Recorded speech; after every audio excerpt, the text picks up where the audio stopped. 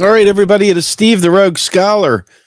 Like to let some folks trickle in here. We got a late start in getting the information out to people, unfortunately.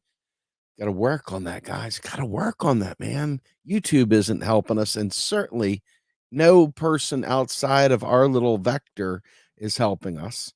And even people who are fellow travelers aren't sharing. So we got to do a better job getting the word out. That said, today, find out that SCOTUS has overturned the student debt forgiveness. It's a bad deal, man. It's a bad deal. And it's a bullshit deal. And it wasn't 5-4, it was 6-3.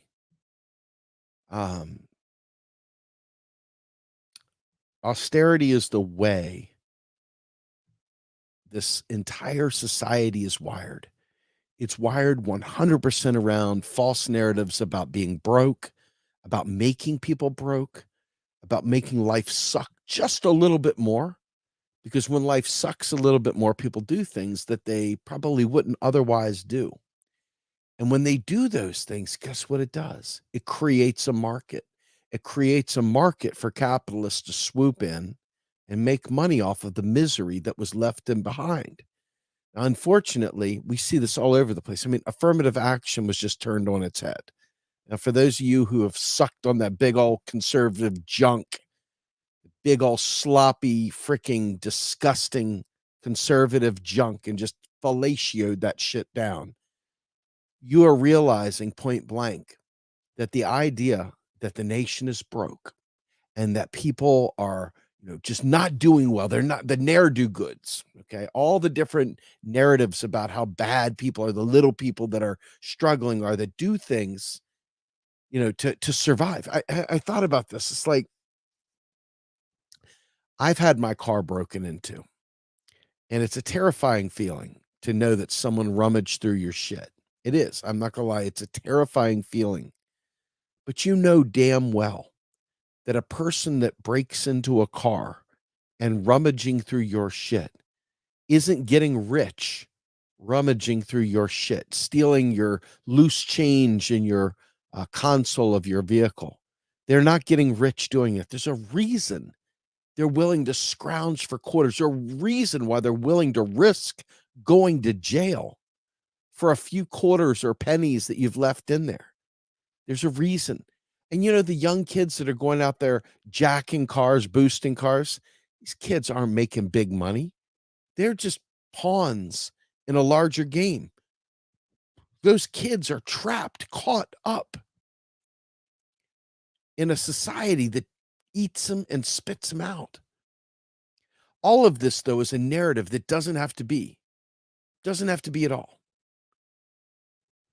But alas, you've got the school to prison pipeline way intact, very intact. As families suffer more, kids go straight to jail. They immediately violate some petty rule. They get caught with some weed. Something happens stupid. They jaywalk, right? We have built our society based on the very notion that if we starve the people, they're going to do very, very distorted, corrupt things. And by extension, where there's no peace, where there's no calm, where society is just humming along happily and cooperatively, there's no money to be made in joy, apparently. There's only money to be guaranteed made in poverty and misery. Okay. And this is what's happening. I listen to friends, and I want to be crystal clear. When I say conservatives, I'm not just talking about Republicans. For the terrible, atrocious people out there that don't understand the difference between a Republican and a conservative, meaning that conservative could be a Democrat too, okay? Because there's bad people out there that pretend the Democrats aren't conservatives as well. They're evil people that defend the Democratic Party as if they're somehow or another not just Republicans with better bedside manners, okay? As a result of that, when I say conservatives, I'm talking about all people that feel you You didn't do what you should have done. You deserve poverty. You deserve pain and suffering. You deserve to go to jail. You deserve to be bankrupt, to be poor, to be struggling because you didn't make the right decisions or whatever. And this entire mindset creeps through our entire society. Now, let me assure you, my guess is that there probably aren't a lot of Republicans that watch this show. My guess is that there's probably not a lot of conservative Democrats that watch this show. The flip side is, sadly, there's probably not a lot of leftists that should be watching this show. Okay. So when I talk, my tribe, the people I'm trying to reach, okay, are lefties. I'm also trying to reach open-minded conservatives, but my goal is left because that's who's supposed to be making the change. That's who's supposed to be doing the things that we're supposed to be doing. I expect the right wing to be fascist. I expect that. I expect them to punish people for making bad choices. I expect them to think that everybody should have to go through hell and back to carry the ice, 50 pounds of ice, 20 flights of stairs. I expect them to believe that everybody should have to walk to school in bare feet or whatever. I expect them to hold on to hard traditions that have been around forever that they just expect, no matter what, to stay in place. That's why they fought against student debt being canceled. That's why they fought against all these things. Their mindset is one of punishing, absolute commitment to making your life absolutely fucking miserable. Okay. Now, again, conservative. I didn't use the word Republican there. I hope that you're not one of those disgraceful people that conflates conservative with just Republican. I hope your mind is expanded enough that you understand that conservatives are the people that want to hold on to tradition. They want to hold on to the way things are. They don't care if it helps people if we change things. They're more comfortable if it stays the way it is. You know what I'm talking about? That is a conservative. And conservatives always put tradition above effective, put tradition and their comfort above solving problems, put all their bullshit ideas, anything that remotely would make them slightly uncomfortable, change in any way. Okay. So let's be crystal clear here. This is not about Republicans only. Okay. And so when you think about the lack of willingness to even understand society as a whole and look out for the people at the bottom, you have to start somewhere. You have to come up with a pathway through the door. And the way I think we need to look at this is understanding the role of when they reduce federal spending and the way that that matriculates that punishing feeling of the federal government spends money into existence, keeps the world moving, keeps everybody going. And it matriculates to the states. And the states now have money because it's spent through the economy. And the local governments have money because it was spent at the federal level and then spent at the state level and then taxed again at the local level, municipal level. All of these things are very, very important to understand the way money gets into the economy. Okay. So if you understand that, you look at private debt as well. Okay. Private debt is the alternative to the government spending it because in the end, we've got to do whatever we've got to do to survive. And so people in that middle class, people that have a good job, people that, take nothing away from anybody. I'm not here to denigrate people. The system is the system. You didn't create it. Trust me on that. I didn't create it. We just live it, right? We're living in this. So the people that are doing better than others, but not in the decision maker class, they just have the luxury of ignoring the pain below them. Okay. Those folks out there, when you start thinking about what they end up doing, the minute their ears perk up and they hear that the economy is going bad or that they're doing XYZ, they immediately start making moves to protect themselves. And what do? They have this weird inverse desire to save. So they start pinching pennies and saving. So now not only the federal government stops spending money, but regular people stop spending money. In order to survive, they'll try to take out loans, they will borrow money, they will run their credit cards up. But in the end, even they have a cap. There's a cap for how much credit worthiness they have and how much credit that they can take on to keep the economy going. This is largely how Bill Clinton's economy kept going. Okay. Now, flash forward a little bit and let's look right now at the way society is. Once you turn that spigot off, the people that had records that are not able to get employed, the drug testing that keeps people out of jobs, all these things, it puts a whole nother class of people into this very precarious place of, I can't get credit, I can't get a job. They've cut spending, so there's no public services for me. What do I do? What do I do? And now all of a sudden they start looking for alternative ways of making money to survive. And it's sort of like I envision this. If you watch National Geographic or any of those shows, I envision this like the gazelle coming or the zebra coming up to the water hole. They're like, I need water. I fucking need water. If I don't drink water, I'm going to die. But the minute I put my head down there, there's going to be an alligator or a croc that comes up and grabs me. They know the game. They're waiting for me to do it. I know the game. I know they're there. I'm going to do it because I got to. What choice do I have? That is society as a whole when it comes to I've got to survive. If I don't make the bills, they're going to take my home. Or if I don't have a home, how am I going to eat? How am I ever going to be more than what I am today if I can't get myself stable even? How do I, if I can't eat, if I don't have shelter, if I don't have health care, how in the world do I reincorporate myself into this shitty system so that I can make money? How can I do any of this stuff? And unfortunately, they put the screws on every potential way that a regular person could earn an extra buck. Okay. And if you think about this, this is the problem with the universal basic income.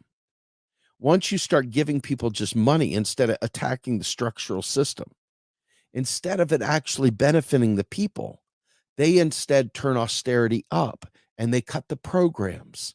Now that little bit of money you were given is there to pay for all those things that the federal government, with its infinite buying power, with its huge ability to negotiate pricing and to cover and buffer regular people from the impact. Now you've taken away that bargaining power of the big federal government and put it on some poor fuck that's been living under a bridge and tell them, yeah, go figure out your health care, dude. Go figure out your food. Go figure out your whatever. Now, there are evil people, and I love people that fight me on this word evil. I don't give a flying F if you like the word evil. It's fitting. There are evil people out there that know that poverty exists. And rather than try to get to the root of why it exists and get to the root of why people do things that break the law, okay, to survive, they would rather punch down on that person. They would rather denigrate and demonize that person that is just trying to survive. Okay. Now, guess what? When you support austerity, when you vote blue no matter who, and they're talking about deficit reduction, you create the very grounds by which those poor people, those people that are literally desperate, you create the very conditions that make them do the things that they do. And now all of a sudden they're in jail. And you can even see your well-meaning friends going, oh, don't go near them. I heard they have a record. Don't go near them. I heard that they are a bad person. Or don't go near them. I heard that they had a drug problem. Or don't go near them. I heard they have a whatever. Okay. Each of these things excommunicate and create this chasm between the poor. But the poor are the result, an intended result, by the way, of the way austerity works. It's there to serve as your wake-up call that if you don't toe the line, you're going to go down their fucking deal. You're going to be poor. You're going to be scraping by. You're going to be the one dealing with the pain and suffering. Okay? So With that in mind, I did a video a long time ago called "It's Expensive to Be Poor." And, per the usual, for whatever reason, likes and clicks and bullshit on other alt media channels gets all the love. But the reality is that you look at places like Ferguson, back when the shooting occurred there in Ferguson. What happened? Poor young black guy gets gunned down, laying there in the fucking hot sun, just in the middle of the street for hours and hours and hours. But it was all predicated upon Ferguson police needing to fund their operation. So what do? Money's dried up. Federal government's cut spending. State governments have cut spending. Local police departments start saying, how can we make money? So they start predating on the poor people that they're there to protect and serve, right? Protect and serve. We'll get to that in a minute. And what do? They start jacking up fines, fees, and penalties on the poor. They start extracting a poverty tax out of them to fund their shit. Okay. And this all looks good on the bottom line.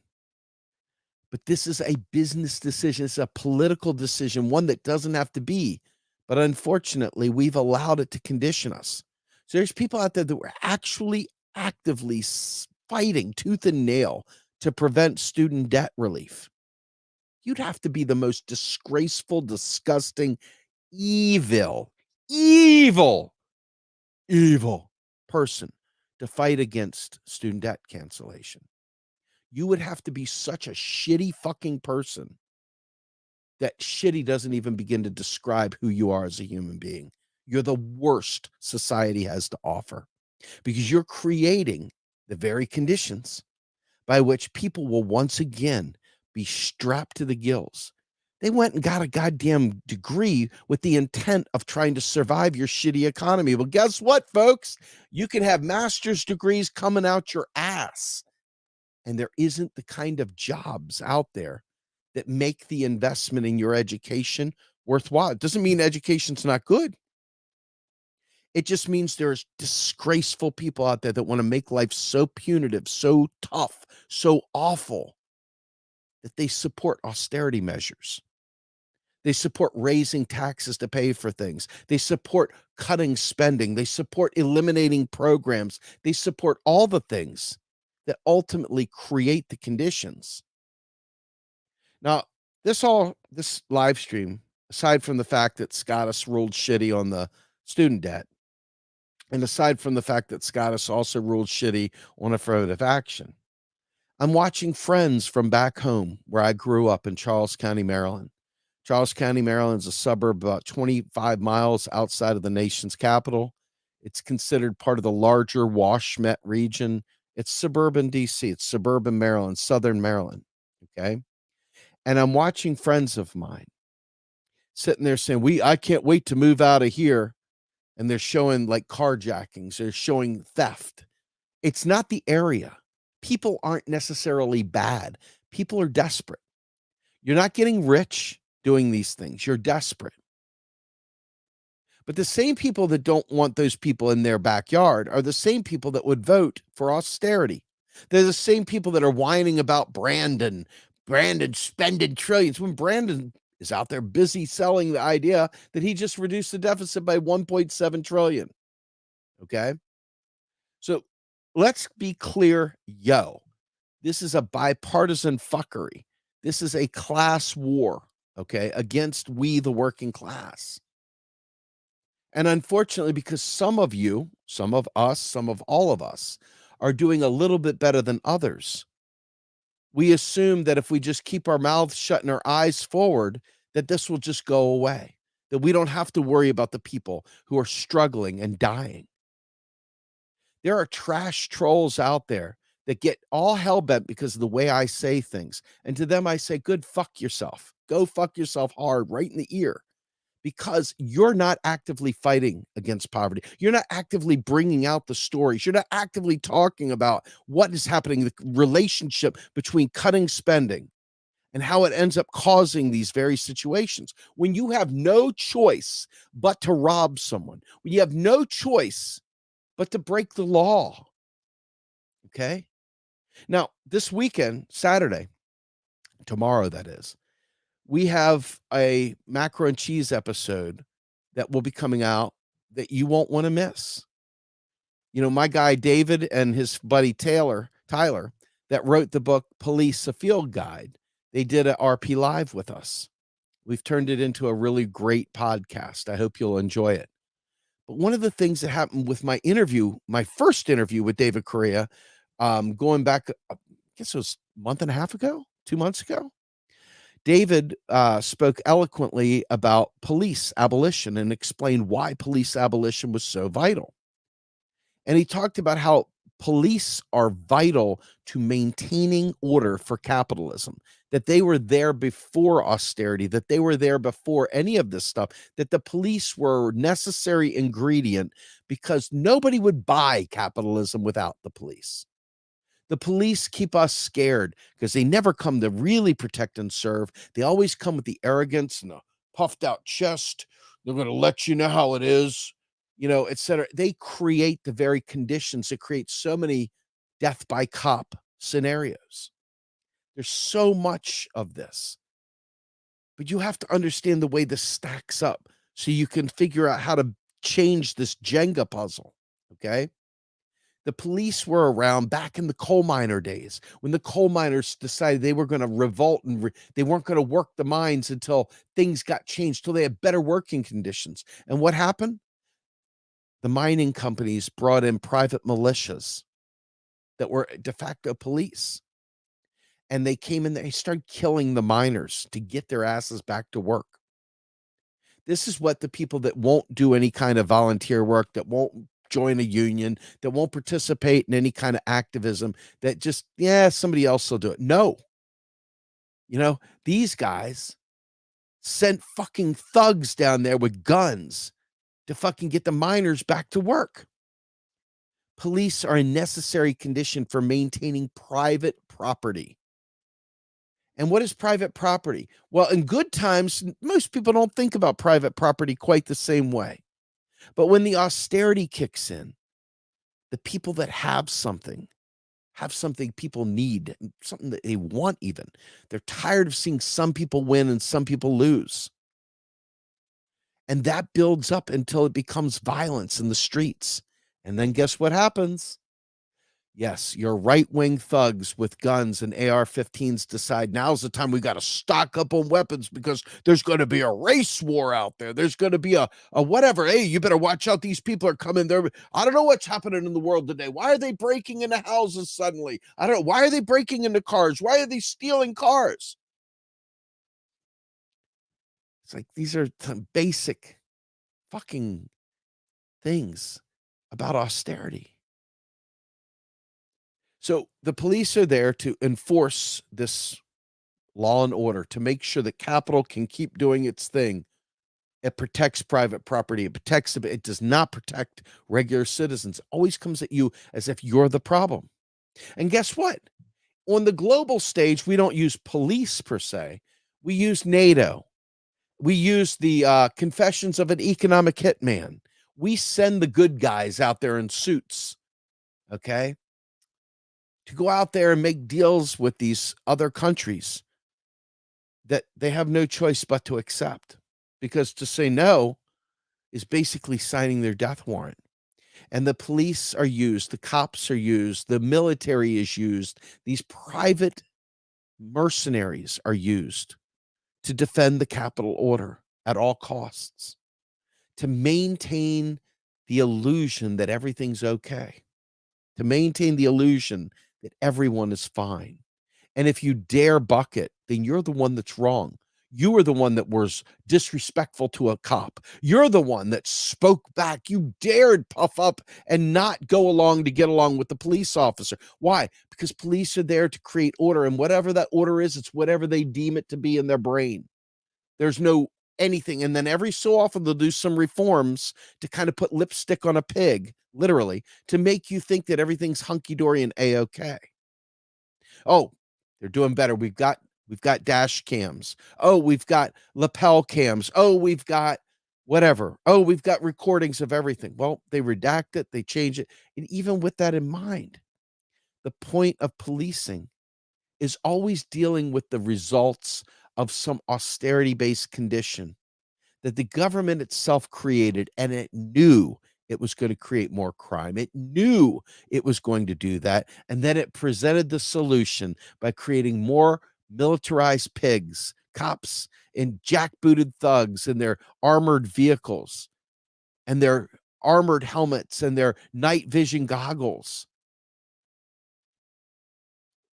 This is all a result of austerity. They'll keep raising the amount of money spent into the military, keep raising the amount of money spent into the police. But the minute you tell them you want single payer health care, we don't have it. We're broke. So the way out of this is to spend on the people, to provide the necessary services, not the money, the services, so that we don't even see the money. We don't even need to know the money. They just provide it to us. The government, it alone handles the money, pays whoever needs to do the service, but provides the service regardless of inflation, regardless of anything else. But lo and behold, if you don't understand the hierarchy of the way I've laid this out, it's going to be hard for you to think about this as anything other. How come they have money for Ukraine, but they don't have money for school? How come they have money for wars for oil, but they don't have money for healthcare? These are stupid questions. They're questions that you should know by now. They do have money. They created out of thin air. They choose not to because if they give it to you, they've boxed out capital. So they want to make sure that they don't crowd out the opportunities for capital and allow capitalism to run rampant over us. Unelected scum, literally using us as prophets said, we are consumption units. And the more they tighten the screws, the more they can create new industries to keep us safe from the fiasco that they've created through the austerity. I mean, you look at Cop City, you look at all the other stuff that's going on, and it doesn't take much to understand. They are trying to jackboot this place up. They are trying all around the country to increase policing because crime is on the rise. We need all these guns. Why? Because crime is on the rise. This is not to denigrate anyone who's experienced violence or pain at the end of somebody who's suffering or who is, outside of the system trying to survive and doing these things. They're really causing harm. They are causing harm, but the harm that they're causing is a tertiary thing. It's downstream. The reason why it's even happening is because of austerity. Right at the top of this, right at the fucking top of this, it is not spending on the people. And it's leaving you at the whim of somebody that's got a profit motive to solve whatever it is that you're doing. This is fundamental to capitalism, everything I've just stated. And so when you look at the Democratic Party, just know the Democratic Party has flat out told you they are against capitalism. Against socialism. Look, Ro Khanna and all your favorite progressives out there signed a thing basically voting against socialism, denouncing socialism. This isn't just the Republicans. Republicans, though, went the extra mile and tried to ban modern monetary theory. Fucking idiots. Okay? All these things provide ways out of this fucking shit show. But we can't get people to listen. Why? Because they would rather chase likes and clicks on other alt media places.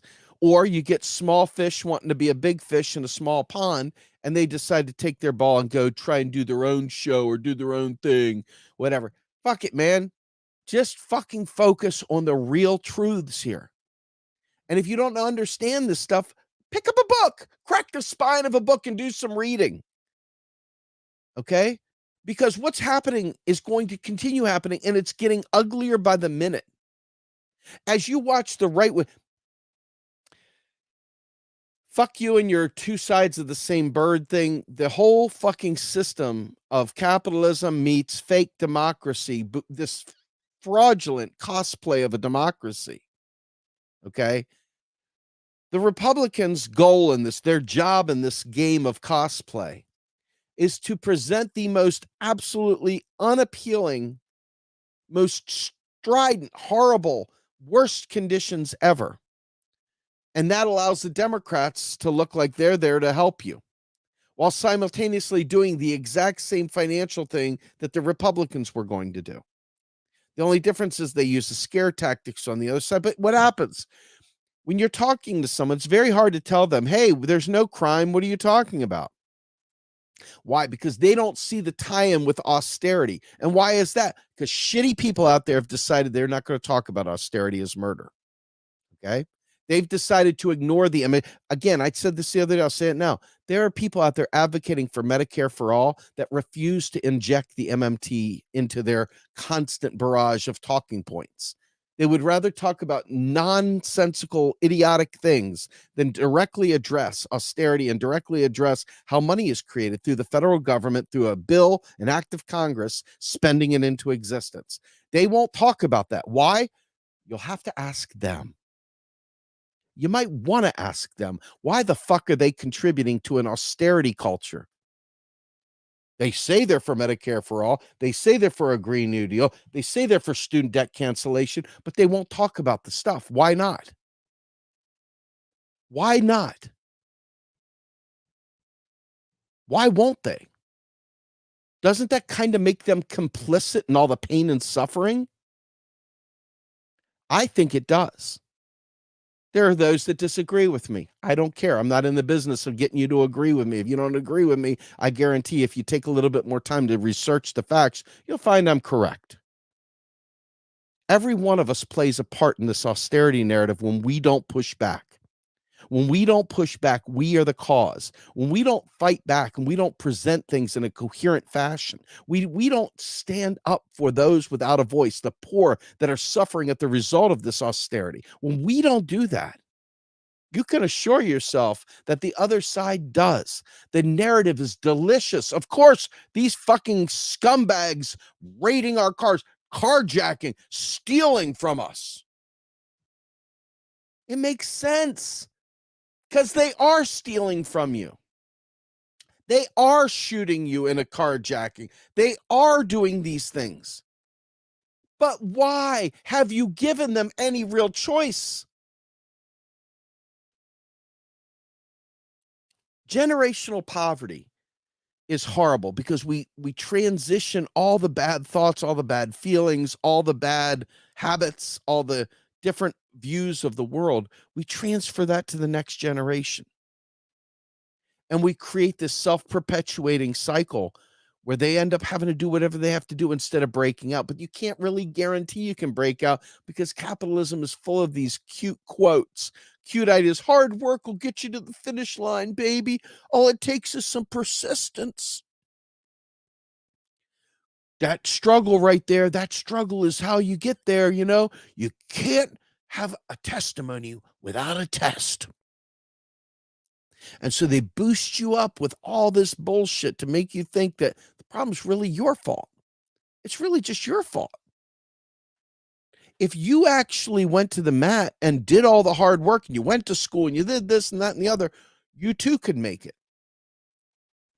But what happens when you do all those things and you still can't make it? What happens when the jobs just aren't there? The good jobs, the jobs that allow you to have a family, that allow you to take care of your children, allow you to do their homework with them. You know, all the things that people that have money take for granted. You know, I think to myself, you know, what kind of mindset does someone have that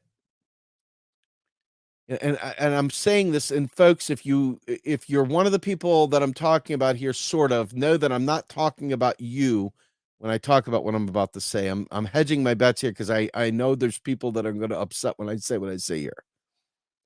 But when you're one of those parents that got enough money to pay for your kid's school, you got to ask yourself, how distant that is from the person that doesn't have any money, who literally doesn't have a home. Maybe they're behind on their taxes, so they can't even get student loans. They have no family to help contribute to their loans. They have no way out at all. But there's so many Karens out there, so many fucking bougie, well-to-do people out there that live a certain type of way that their ears are so blocked from poverty.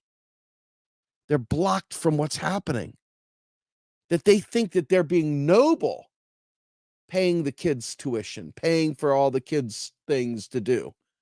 When in reality, the problem is that by enabling this cost to keep going up and up and up, by not finding a way to literally fight back. I mean, there's nothing you can do about it now. If you got the money, you pay for it, whatever.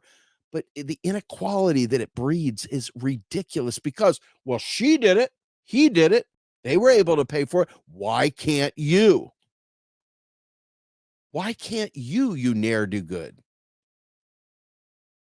You know? Why can't you?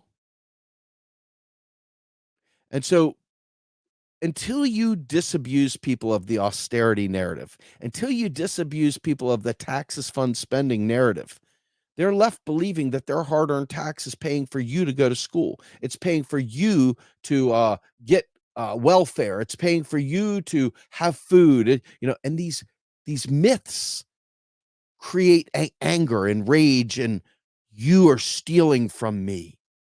You're taking from me. You're taking from my family, and I worked really hard. And they did. They may have worked really hard, and they're sitting there struggling. They're like saying, hey, why in the world should I work Friday night while you're out there smoking a joint and jerking off and playing games with girls or whatever? It's always fun in the sun being poor, right? Why should I, pay for your bad decisions? And so the rich, that the oligarchs that create these scenarios, they never ever have to even answer for it, because the people down here, that middle row, that are doing pretty good, that are handling their kids, giving them everything they want in life, they are not willing to fight for down here. They're protecting what's theirs. They're like, well, I worked hard and I earned that money. I deserve to be well off. I deserve these things. You didn't. You don't deserve it. You see how that is? You're not even dealing with the ruling class that created the problem to begin with. You're only dealing with each other at the bottom fighting. It's like crabs in a barrel. And so the person down here sees some bougie centrist middle class person voting for someone who is sitting there saying, I'm not going to pay for free school for them. Why should I do that? That's irresponsible. Okay. And they're seeing that and they're saying, fuck you, motherfucker. I'm going to kill you. I'm going to sneak in your door and I'm going to put you to death when you're asleep. I'm going to chase after you in a car. I'm going to steal your car. I'm going to break into your home. I'm going to do this. I'm going to do that. In the end, you get all these narratives in your brain and you never, ever fundamentally understand the austerity in the system is creating this sick neoliberal fucking hellscape that we all have to navigate. And it takes a tremendous amount of willpower and effort to not fall into it and to stay apart and to stay focused on economic justice. Because in the end, when you understand that these narratives, I mean, Margaret Thatcher said there is no such thing as public money, only taxpayer money. And she did that for a reason. She wanted everybody to feel like they were the ones funding these programs and that there were people going to leech on them and steal from them and skis on them and be parasites, you name it. Ronald Reagan said the same shit in the US, and it stuck like you wouldn't believe. Okay. Bernie Sanders' idea of, would you do something for a person that you don't know, kind of thing? Would you take one for the team, for someone would you fight for someone you don't know? I mean, Bernie may have been a sellout and everything else, but I'm looking at leftists and they're preaching fucking sound finance. They're preaching Sig Heil right-wing economics.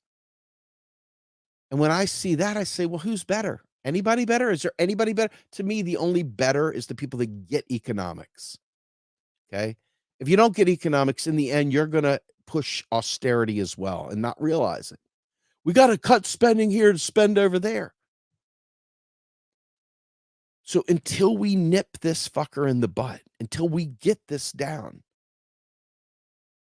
every one of these stupid, fucking worthless campaigns for president, these just pathetic excuses for human beings running for office out there talking about taxpayer dollars, these worthless fuckers. And they're busy reinforcing it once again. And there's sad sacks out there that are already cheering for somebody for the primaries or cheering for someone. And they're saying the same shit about taxpayer money. And they're creating austerity, even though they're saying the nice things you want them to say about Medicare for all. They're saying whatever you want to hear, but they're not saying the core thing that allows us to get past that. They are part of the problem. Look, Democrats forever have been able to tell you they want to give you nice things, but then they simultaneously want to raise taxes. They want to simultaneously create austerity. And because people don't understand, because they think that when you're paying tax money, it just came out of nowhere. They don't realize the state created the money to begin with in the first place. And banks create money too, just like the government. The difference is it's not the same kind of money. They're creating loans. Loans create deposits, and loans have to be paid back. And when they're paid back, the only thing the bank keeps is the interest. That's the way the charters were set up by your federal government. Your banking charters that each bank gets are a function of law. They're given a de facto agency, if you will, to be able to create loans, to be able to create money. Okay? That is a result of Congress delegating that authority out to agents. Well, unfortunately, we can't make people realize that. They don't stay there. They won't fucking hold on to that. Instead, they have stupid things to say about petrodollars, stupid things to say about the BRICS. When the BRICS come, oh my God, we're not going to be able to have any money in the United States. Fucking shut up. Jesus Christ. It's like being stupid it's a decision or a choice. When you sit there and talk about the BRICS, we should not be all worried about this is a good thing. We want to be split apart. We don't want empire bleeding out the global south anymore. We don't want empire destroying. The BRICS coming through the door take away some of the US's empire, their ability to exact a price. That's a good thing. But it doesn't change the fact that the US has 800 military bases around the world. It doesn't change the fact that the dollar is completely held up by a gun. Just like in the United States, where the police are what enforces it, around the world, the US's giant military enforces it as well.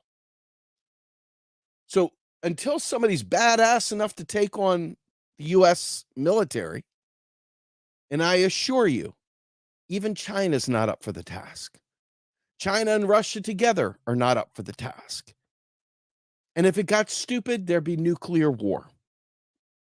This is a real problem. Everybody thinks there's just confidence in the dollar. Yeah, tell that to somebody when they're coming there with a tank, when they're coming there with hellfires. Somebody. Focus on the reality. Focus on the reality that in the end, that military is there to enforce our global position. It's there to enforce everything that we think just happens. They're there to ensure that it happens. Okay? And it all trickles back to the poor in this country. And many of the leftists in this nation do not focus on domestic policy. They don't focus on the poor in this country. All they focus on is Ukraine and Azov battalion and 900 member Azov battalion and Nazis and blah, blah, blah. I get it. Great. But there's a lot more to this story than that. A way, way more to this story than that. But that's the stunted nature of the communications out there. They know every fucking officer in the Ukraine army, in the Azov battalion. They even know their serial number, but they can't fucking learn MMT? Really? Really? Seriously?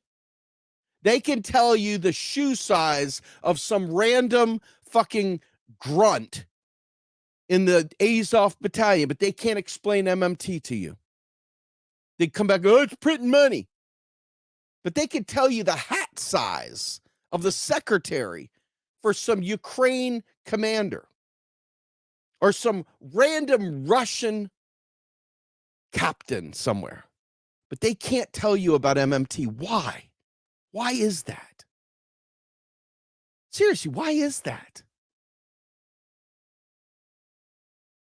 And so as a result, because that whole connection between the military, the police, austerity, capitalism, the U.S. domestic economy, and the global economy, just microcosm.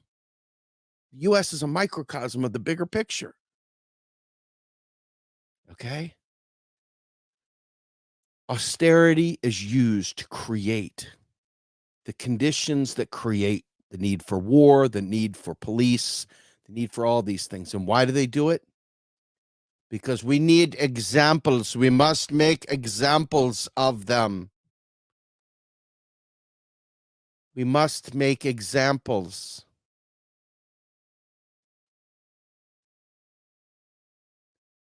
In the end, we are left with our friends and our family completely without a paddle in the water. We don't know who our champions are because we don't know why it's happening. We just know that crime goes up, that people are struggling, and we haven't got a clue whatever's going on with the business community. And then you focus on the CEOs who are price gouging and who are pocketing big windfall profits. Well, guess who could fix that in a heartbeat, folks? Your federal government that creates the entire structure that allows for business to flourish domestically and internationally. And they intentionally allow this to happen. They intentionally pass laws to make it happen. What could be more important to organize around? To literally build battalions of trained, weaponized brains that can go out and spread this word and go out there and fight where the austerity is. See, we want to focus on the police down at the local level. We want to focus on the bad guy in the town square. We want to focus on the governor. Reality is, it's way up here. It's at the national, it's at the Fed. They know what they're doing. They're making sure the rich keep getting paid with interest rate hikes. And they're making sure also that they're cutting all the spending, all the potential get out of jail, all the potential life embettering or enriching things that could happen. So you ask yourself, well, how do we fix this? Well, you look at the children still sucking lollipops and believing in the tooth fairy, and they're going to tell you, we're going to vote for it. We're going to vote our way to a new tomorrow, baby. We're just going to vote for Marianne Williamson. It'll all be better. We'll vote for RFK, and we can all tell everybody that vaccines cause autism. Dumbass. We'll vote for Cornel West. Well, guess what, Cornel? Love you to death. You don't know MMT. And worse, the duopoly holds the keys to the kingdom of this charade we call politics. Everybody wants to avoid the very real truth that working together outside the political spectrum, working together to build power outside, to force, to show up in numbers and say, you cut that fucking spending one more time, you're going to have to deal with the entire nation on your fucking head. But they won't do that. We won't do that because we think, it's just a lot easier if I just go vote. If I just go vote, it's a lot easier. It's a lot easier, isn't it? I'll just go vote. Fuck organizing, fuck direct action, fuck mutual aid, fuck anything. I'm just gonna go vote. I got my new hero to worship. I'm gonna vote now. Let me do my thing. Let me get my swerve on. It's kind of shameful how much effort people will go through to avoid realizing that you haven't voted your way to a Green New Deal or Medicare for all or student debt cancellation or anything else, even with the Democratic Party having a supermajority. There was still a parliamentarian there that was able to fucking derail things. There was still cinema. There's still Mansion. There's still somebody there. And then when you have no veil to hide and you try and force them to vote on Medicare for all, you realize they won't do it. Why not? And why suddenly in a lame duck Congress do they decide that they're going to try and bring up Medicare for all again? I'm sure they're very serious this time. I'm positive they're serious. Positive. It's not performative. Honest. Honest.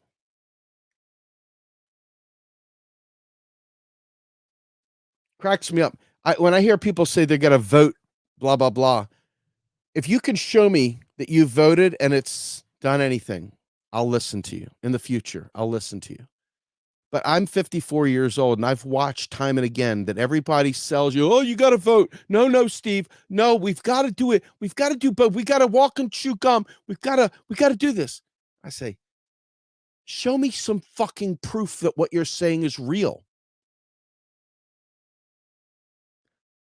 Point in case, Bernie Sanders was kicking everyone's ass in the 2020 primary. Everyone's ass. It was so over the top in the beginning. They had 450 million people they decided to try and run for office to make sure they could dilute it, and he still was winning. And when it came to Super Tuesday, he realized point blank, if we allow Bernie to do this, he might win. So Obama did what Democrats do. They put the thumb right there on the scale, and they made sure it didn't happen. What do you think about that? What do you think about that? There was no direct action. There was nothing. Why? Because people believed that it was a fair election. Sure. Bernie didn't have a chance anyway. I'm not here to tell you Bernie Sanders is the answer to anything. I'm here to tell you that your idea of voting your way to the finish line is a crock of shit. And proof is not on your side. You've got no evidence to suggest you're correct. Zero, by the way. And the unfortunate thing is that because of that, you can see that there's no direct relationship to people saying, fuck this, I'm going to organize outside of this. And people scratch their head and they're like, what do you mean? What do you mean organize outside this? What do you mean? Well, what I mean by that is you create home groups. You create groups where you teach people and you educate them so they know what the fuck the score is. So they're not carrying that fucking dead carcass of a brain around anymore, that they're now renewed and turned into someone that understands what the fuck's going on around them. And you build locally, and then you have them slowly, snowflake, working through society, building out power at each of these local groups, local home groups, each one of them doing this. You got to be a good person to want to do this. A bad person will find a lazy excuse not to do it. Okay. That's the truth. Lazy people will find ways out. When I say lazy, I'm not talking about go get a job lazy. I'm talking about people that fucking are afraid to look at the truth. And the truth is you can't vote your way to the finish line. That's the problem. You can get mad at me all you want, but show me the fucking evidence that your idea is correct. Show me one time you voted for a progressive and change occurred. I got time. Well, I'm 54. I don't know how much time I have. I'm getting old. And I'm tired of thinking that my kids are going to inherit an earth that it's got no protectors. I'm tired of believing that my arthritic ass has to live forever to protect my son from a group of people that won't learn about austerity, that won't learn about MMT, that won't bother and to endeavor to stay focused and on point, that wander away and get caught up Tell me one thing about JFK that has anything to do with austerity's murder and that he understands how the finance system works. He doesn't. Fucking ignoramus. He's a capitalist through and through. This fucker wants to have free markets for everything. He is an LOL libertarian.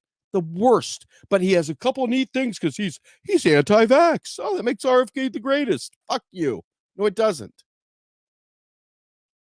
And Marianne Williamson says all the right things about these things, but when it comes down to it, she's out there today pushing taxpayer dollar myth, even though she's been told countless times. She's been given the fucking deficit myth book. She knows the truth. But lo and behold, she's still doing it. So you go keep putting an austerity hound in office. Go ahead and feel your, sow your oats. Go hero worship one more time. Go door knock, phone bank. Be all you can be. Show us how it's done.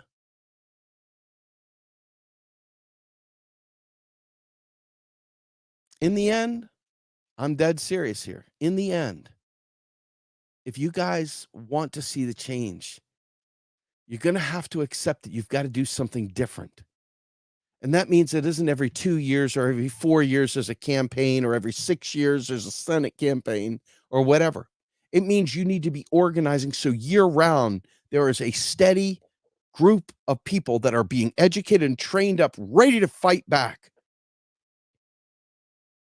ready to stand in front of Congress, ready to stand in front of the courthouses, ready to stand in front of judges' homes, ready to stand in front of block traffic, do whatever.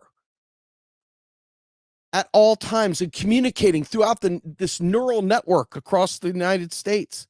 But we won't do that. Why? Because we're going to niggle over some fucking bullshit esoteric debate that Stalin had with Trotsky 100 years ago. It's the most important thing we're going to fight about today. It's super important to do the things that you know you need to do. And as a nonprofit, we have a 501c3 and a 501c4. It'd be great if we could try to build some of that. It would be great if we had people that felt convicted to build some of that. It would be great to believe that we could build that or join forces with people that are willing to build that. But alas, egos and unwillingness to learn economics and focus on austerity as the number one issue, because it is what creates, it's the tool used around the world. It's what we use around the globe. It's what we use here at home. If we don't fix this problem, if we don't attack this problem,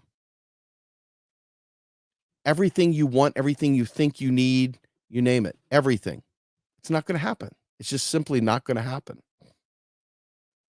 Yes, I like this. The French working class seem to be addressing the policy of austerity for them. Amen. We need to see them do it here in the United States, though.